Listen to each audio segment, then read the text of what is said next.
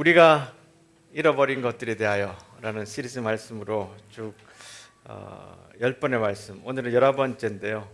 이렇게 말씀을 진행해 오고 있는데 오늘은 마지막 말씀입니다. 추수감사절이고 또 아마 이 모든 이 시리즈의 하이라이트, 우리가 절대로 잊으면 안 될 것, 그게 감사가 아닌가 그런 생각을 좀 해봤습니다. 그래서 오늘 말씀의 제목을 삶을 더 높은 차원으로 인도하는 감사, 이렇게 한번 정해봤습니다. 오늘 여러분 본문을 보셨는데요, 예수님께서 예루살렘으로 가시면서 10명의 문둥병 환자를 보게 됩니다. 이 사람들이 멀리서 소리를 지릅니다.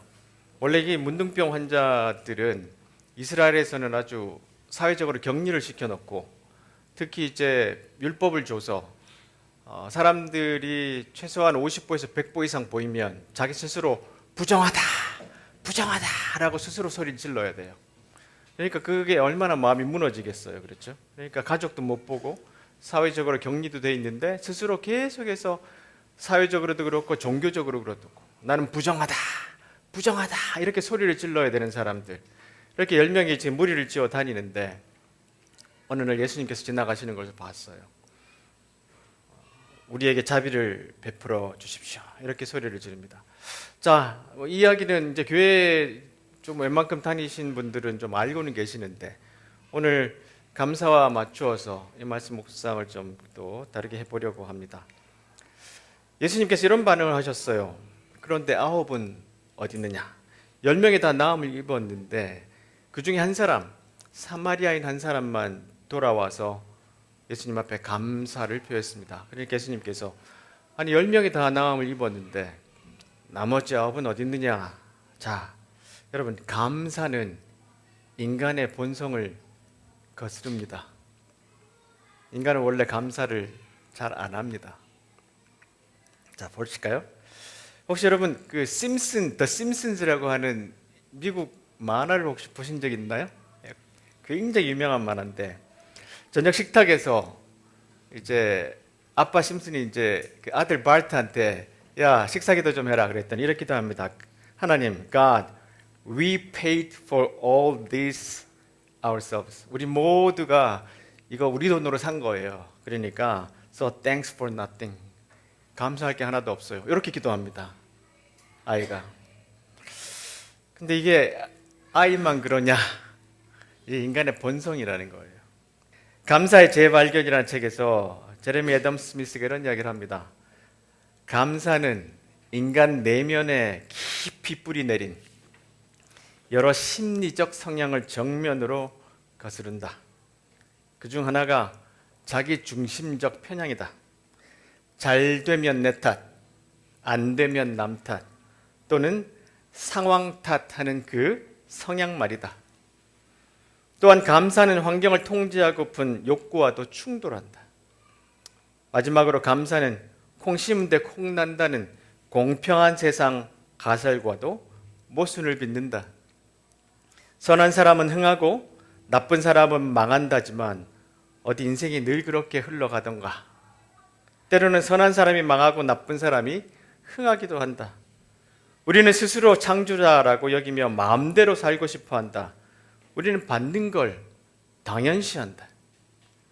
온갖 좋은 일이 다 내가 잘해서 일어났다는 착각에 곧잘 빠진다. 사실 죄다 우리가 피땀 흘려 획득한 거 아닌가? 우리가 다 돈 주고 산 거니까 감사할 거 하나도 없어요 하는 마음 여기 있잖아요. 우리는 그럴 자격이 있지 않은가? 사람들은 감사하지 않도록 이렇게 본성 안에 있는 여러 가지 심리적인 요인들이 있습니다.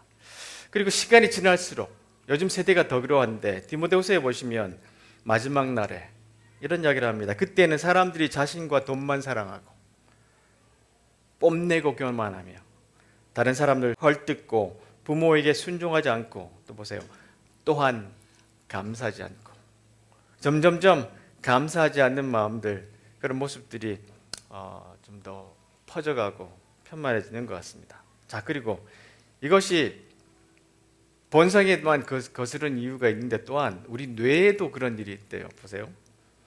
자녀들이 대체로 자신이 얼마나 운이 좋은지 알지 못하는 것처럼 보인다면 그 이유는 그들이 정말로 모른다. 우리 애들 왜 이렇게 감사 안 하지? 이런데도 왜 감사하는 마음이 하나도 없지? 이런 때 혹시 여러분 생각이 드실 때가 있죠? 근데 보세요. 이 추론과 실행 제어를 담당하는 전두엽, 피질, 여기서 감사를 표현한대요.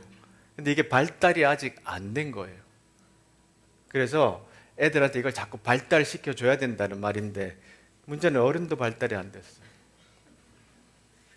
근데 다른 말로 하면 이 전두엽의 감사를 계속해서 우리가 사용 안 하니까 어른들도 퇴화가 된 거예요.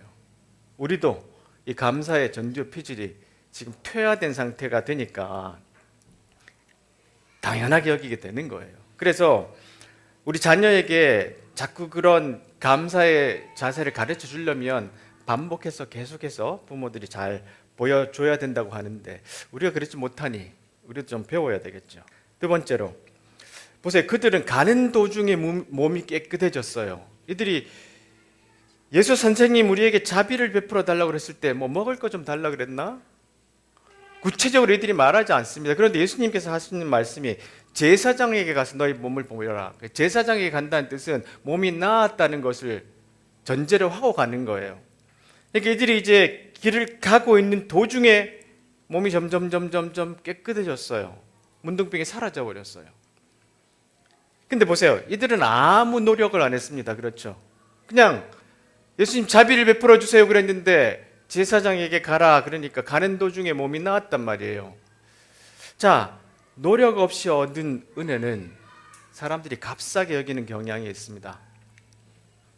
여러분 혹시 오헬리의 단편 추수감사절의 두 신사라고 읽어보신 분들이 있는지 모르겠는데요. 여기 이제 의자에 앉은 이분은 주인공인데 스터티 피트라는 좀 아주 못 사는 사람이에요. 이 사람은 지난 9년 동안 항상 이 의자에 와서 기다리고 있었어요. 오후 1시가 되면. 왜냐하면 이 깡마른 노인이 꼭 추수감사절날 이 의자에 앉아 있는 피터가 와서 아주 좋은 식당에 가서 밥을 아주 근사하게 사줬어요. 그러니까 이제 이 자리로 늘 가서 이제 앉아 있는데 그날따라 길을 가던 중에 어떤 대저택을 지나는데 갑자기 하인 하나가 나와서 자기를 잡고 끌고 들어가서 그 집안에서 엄청난 뷔페를 차려준 걸 먹게 됐어요. 왜냐하면 그 집 주인 두 노파가 지나가는 행인 한 사람을 추수감사절에 먹이자 이걸 늘 이렇게 실천해 오던 사람이었어요. 추수감사절에 그런 리추얼 습관들을 갖고 있었어요. 근데 이 피터가 어마어마하게 먹었거든요. 정말 눈이 튀어나올 정도로 먹었어요. 근데 이 1시에 이 자리에 가지 않으면 좋겠는데 자기 마음에는 이 노인을 안 만나고 싶었어요. 근데 가다가 만나버린 거예요. 그래서 이 노인이 자네를 기다렸네. 그리고 한 해 동안 얼마나 고생이 많았어. 밥 먹으러 가세. 식당에 가서 밥을 주는데 이 사람이 사양을 하지 못하고 정말로 이제는 숨을 못 쉴 정도로 먹다가 나중에 길에서 쓰러져 버렸어요. 그래서 앰뷸런스가 와서 이 사람을 태워서 병원에 데려갔는데 이 들 것을 들 수 없을 정도로 많이 먹은 거예요. 그래서 이제 응급실에 누워 있는데 조금 있다가 또 한 사람이 응급실에 실려옵니다. 그 사람이 누구냐면 바로 저 노인입니다. 의사가 하는 말이 3일 동안 굶었네. 이 노인은 이 피트를 먹이기 위해서 자기는 3일 동안 굶은 거예요. 그 음식값을 지불하기 위해서. 자, 여러분, 누구에게 선물을 준다면은 받는 사람은 공짜지만 주는 사람에게는 큰 희생이 따릅니다. 그렇죠? 그래서 우리는 선물을 받을 때 감사합니다 하는 마음이 있기는 하지만 사실은 주는 사람은 이렇게 굶기도 하고 아니면 뭐 선물을 사기 위해서 뭐 검색을 하기도 하고 백화점에 가기도 하고 많은 노력을 합니다. 자, 그런데 우리 구원을 한번 여기에 적용해 보면 보세요. 모든 사람이 죄를 지었잖아요. 그래서 하나님의 영광을 이룰 수 없는데 보세요. 예수님께서 주시는 속죄를 통해서 하나님의 은혜로 우리는 의롭다는 판단을 받았어요. 여러분 우리가 그리스도인들이 주로 하는 말 가운데 은혜 받았습니다 이런 말 하죠. 그 말은 뭐냐면 공짜로 선물 받았습니다 이런 뜻이에요. 우리의 구원도 우리가 뭘 행한 것이 아니라 하나님께서 주신 선물이란 말이죠. 자, 그런데 이 선물이 공짜는 우리에겐 공짜지만 하나님으로부터는 어마어마한 희생을 치렀어요. 당신의 아들을 십자가에 매달아 죽이는 어마어마한 희생을 치렀다고요. 근데 우리가 공짜로 받았으니 이 구원을 굉장히 하찮게 값싸게 여길 때가 참 많습니다. 용서를 배우다에서 팀 켈러 목사님 이런 말씀하세요. 그분이 사랑이시기에 우리는 그야말로 값없는 은혜를 누린다. 그러나 그분이 거룩하시기에 그 은혜에는 희생이 따른다. 무한한 희생이다. 나는 내가 이 희생적인 은혜의 수혜자임을 안다. 예수님이 나를 살리려 지옥의 심장부까지 가셨고 나를 위해 사랑으로 순종하셨음도 안다. 바로 그것이다. 그 사랑이 나를 변화시킨다. 그것이 눈물과 경탄과 희열과 활력을 낳는다. 그분의 희생적인 사랑이 나를 변화시키는 이유는 그것이 나를 낮추어 교만과 이기심에서 벗어나게 하고 동시에 나를 인정해 열등감과 자기 연민에서 벗어나게 하기 때문이다. 우리 하나님이 독생자 예수를 보내셔서 우리 같은 하찮은 사람들을 위해서 찌질한 죄 짓는 우리 같은 모습을 보시고도 아들을 대신 내어주셔서 십자가에 죽으심으로 말미암아 우리는 그것을 그냥 믿습니다 이걸로 구원을 받았다고 우리는 그렇게 배웠잖아요. 하나님으로부터는 무한한 희생을 하셨는데 우리는 그냥 길 가다가 나음을 입었던 이 문둥병 환자 같은 사람들이에요. 그러니까 이 구원에 대한 그 값어치를 충분히 때로는 그 무게감을 인식하지 못하고 가볍게 여기죠. 세 번째로 이 사마리아인이 예수님 앞에 와서 발 앞에 엎드려 감사를 드렸어요. 발에 엎드린다는 것은 예배한다 그런 뜻이에요. 최상의 존재에게 엎드려 절한다라는 것이 예배한다는 뜻이에요. 감사는 이 내적인 믿음의 외적인 표현이에요. 왜냐하면 예수님이 그런 말씀 하시잖아요. 네 믿음이 너를 낫게 했다. 이 믿음과 감사의 표현이 동일하다는 이야기를 하고 계시거든요. 자, 나이 들매 신학에서 폴 스티븐슨 교수가 이런 이야기합니다.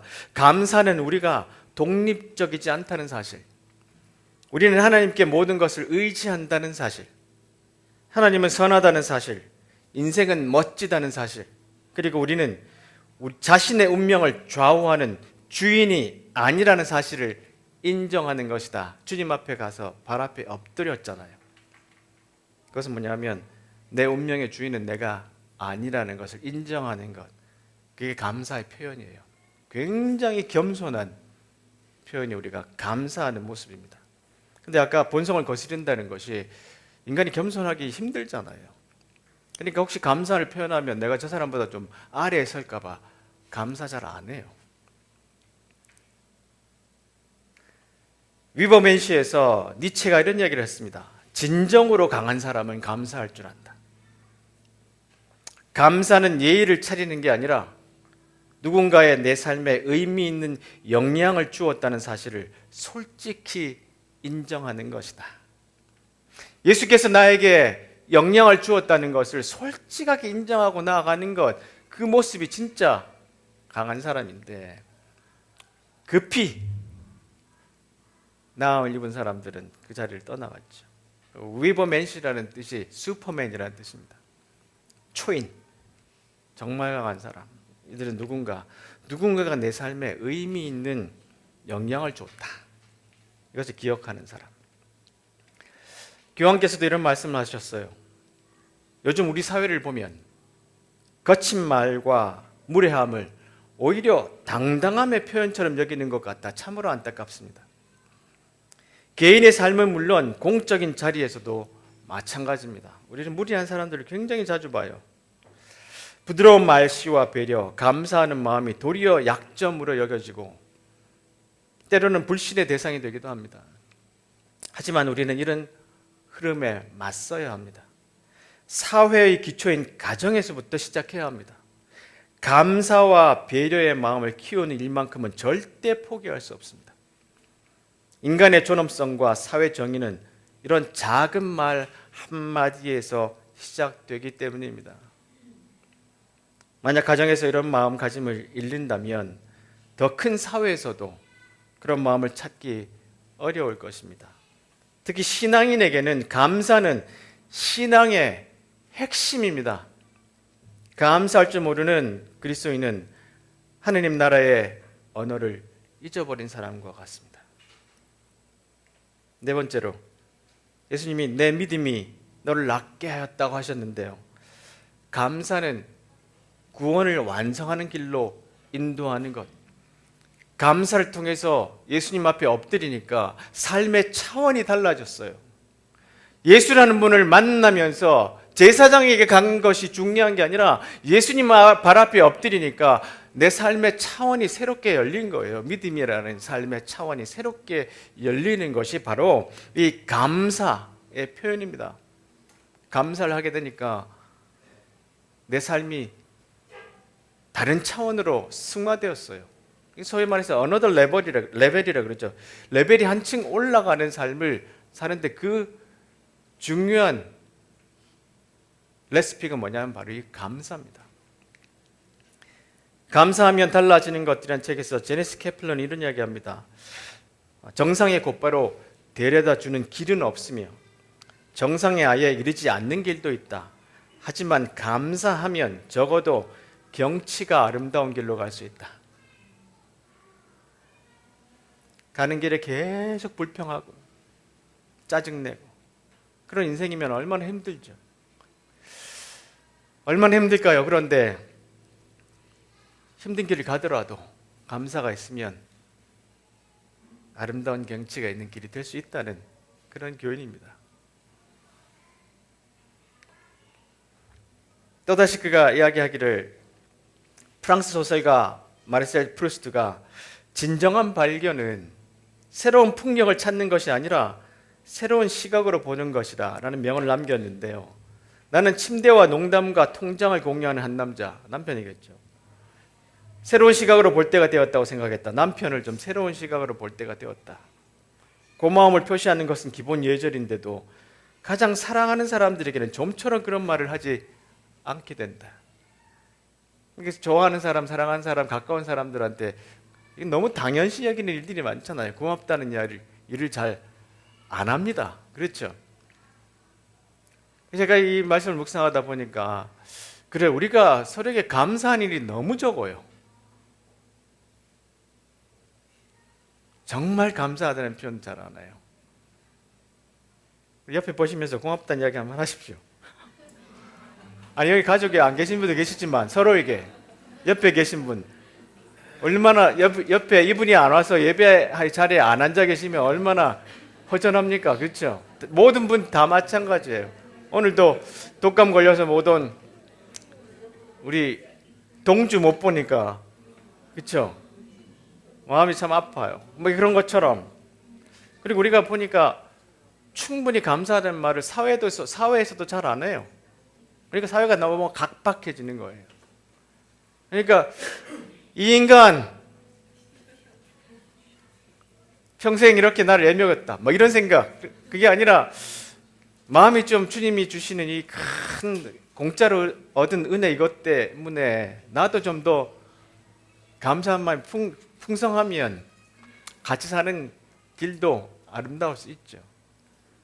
직장에서도 마찬가지입니다. 직장에서 감사하다 표현 잘 안 하는 사람들 많이 있죠. 내일부터는 좀 달라지시면 좋겠습니다. 자, 그래서 우리가 감사에 대해서 우리가 많이 배웠어요. 그렇죠? 많이 들었습니다. 다 알잖아요. 문제는 실천을 안 하는 게 문제죠. 그렇죠? 그래서 이 리추얼의 힘이라는 책에 보면 이런 이야기를 합니다.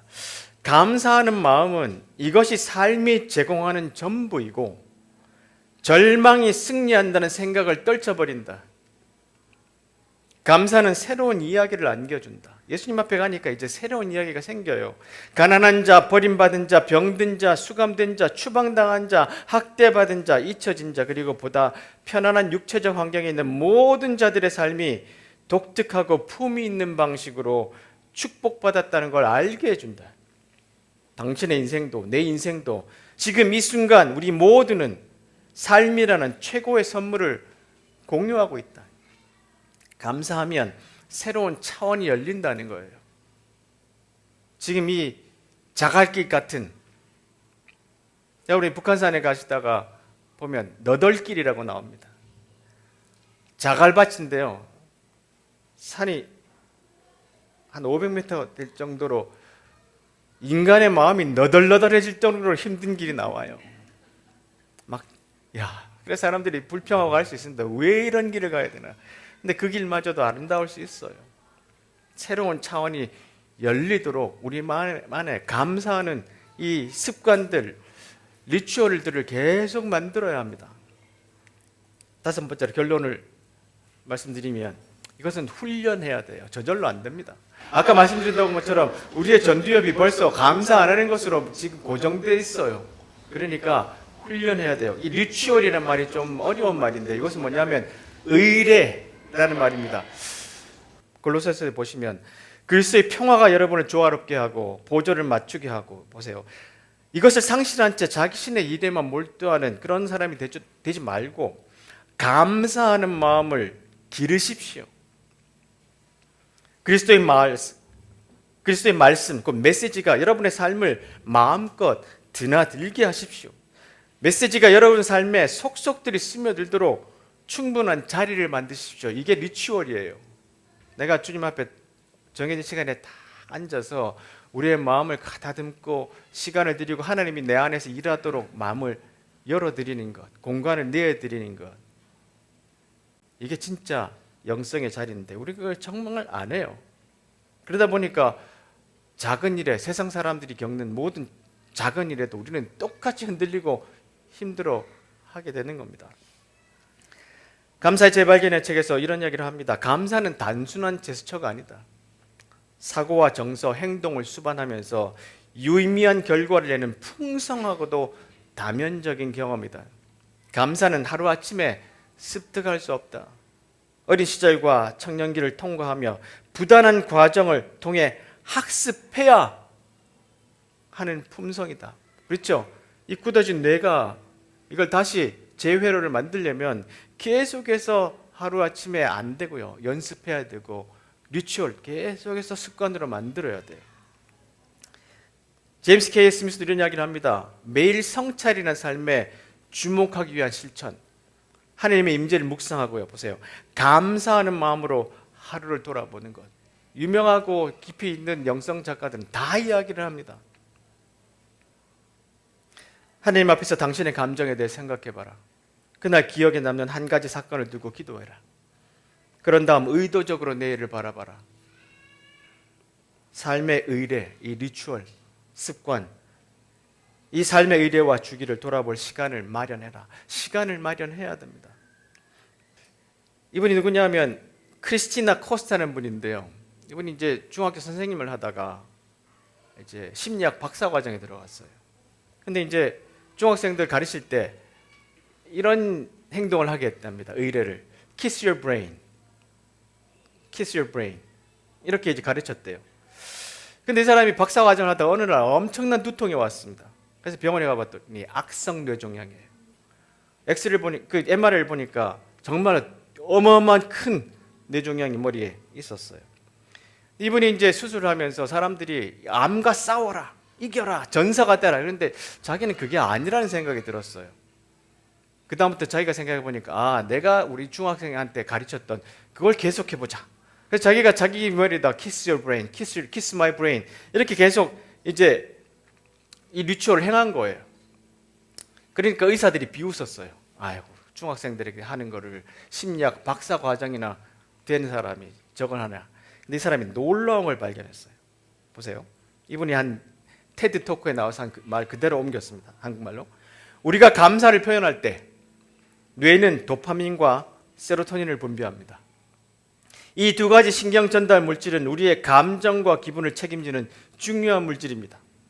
감사의 표현은 스트레스 호르몬을 조절하는 데도 도움을 줍니다. MRI 연구하는 사람들은 우리가 감사를 경험하고 표현할 때 뇌의 여러 부위와 회로가 활성화된다는 사실을 보여줍니다. 그중 하나가 내측 전전두엽 피질로 부정적 감정을 다루는 기능과 관련된 영역입니다. 이러한 신경 전달 물질과 호르몬의 변화에 활성화된 신경 경로가 더해지면 우리는 상황을 더 건강하게 다룰 수 있도록 해로운 생각들을 인지적으로 재구성하는 힘을 얻게 됩니다. 계속해서 좋은 생각을 하고 감사를 하면, 제일 끝에 보세요. 감사 회로를 많이 사용할수록 다음번에 그 경로를 자극하는데 필요한 노력은 줄어들고 그 경로는 더욱 강해진다. 우리 스스로 감사하면 뇌의 회로를 rewire 할 수 있다. 이 말은 뭐냐면 재구성할 수 있다는 뜻이에요. 그러니까 이 사람이 계속 이야기합니다. Kiss your brain, kiss your brain. 그러니까 그 감사를 통해서 자기 뇌에 활성화된 회로가 바뀌어버렸대요. 이 사람 여전히 화학치료를 받고 있긴 하지만 그래도 계속 감사로 이렇게 자기의 삶을 변화시켜 나가는 이 이야기, 이 간증입니다. 거의. 자, 골로새서에 보시면 우리가 조금 전에 들었던 말씀처럼 감사하는 마음을 기르라 그랬잖아요. 기르라고요. 그렇죠?